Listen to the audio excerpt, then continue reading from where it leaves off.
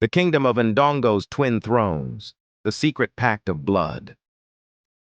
They were born under the same moon, two souls, one destined to rule, the other to protect. But the ancestors had written a cruel secret between them. Only one could wear the crown. Two siblings shared one destiny, war and one betrayal. This is the story of the twin thrones of Ndongo, a kingdom where blood bound and blood broke. The Kingdom of Ndongo's twin thrones, the secret pact of blood. Before we dive deeper, subscribe to The Hidden Voice, where Africa's forgotten rulers rise from silence, and every legend whispers the truth behind power.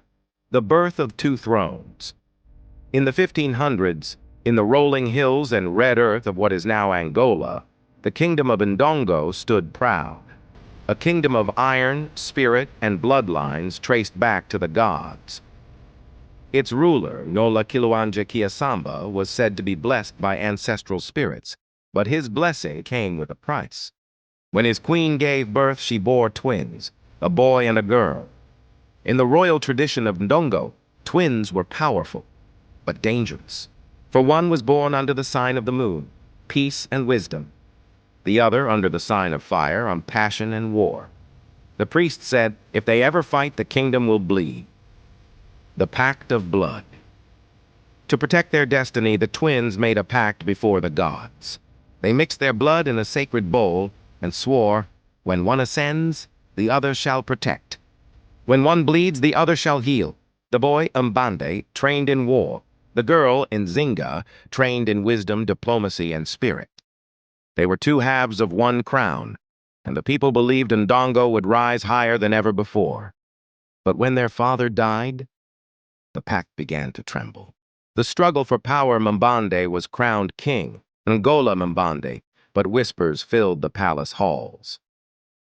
They said Nzinga was the true heir in spirit, that her voice could calm armies and her mind saw the will of ancestors. Mbande grew suspicious. He began to fear his own sister. And in fear, he broke their bond. Nzinga was exiled, her name erased from the royal drums, her blood oath forgotten by the brother who once swore it. But destiny, as the elders say, never forgets.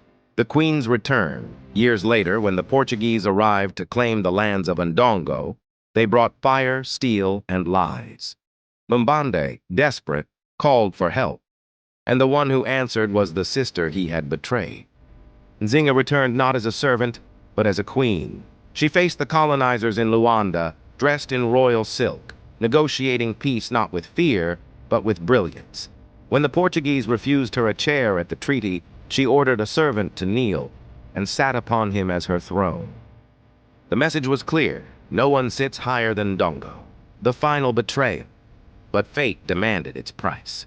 When peace failed and war returned, Mbande took his own life, haunted by the spirits of broken oaths and the weight of his choices. Nzinga took the crown, fulfilling the prophecy they had once sworn to share. But she ruled alone. Her brother's name was never spoken again. In the end, the pact was kept, not in unity but in sacrifice. One ruled, one protected, from the afterlife. The story of Ndongo's twin thrones is more than history. It's a mirror. A story of power, family, and destiny, where love turned to rivalry and loyalty became legend.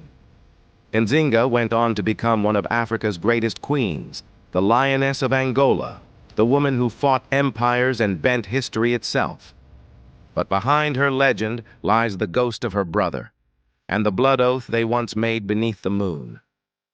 This was the Kingdom of Ndongo's twin thrones, the secret pact of blood. Before you leave, if this story spoke to your spirit, subscribe to The Hidden Voice, where Africa's forgotten rulers rise again and their voices echo forever.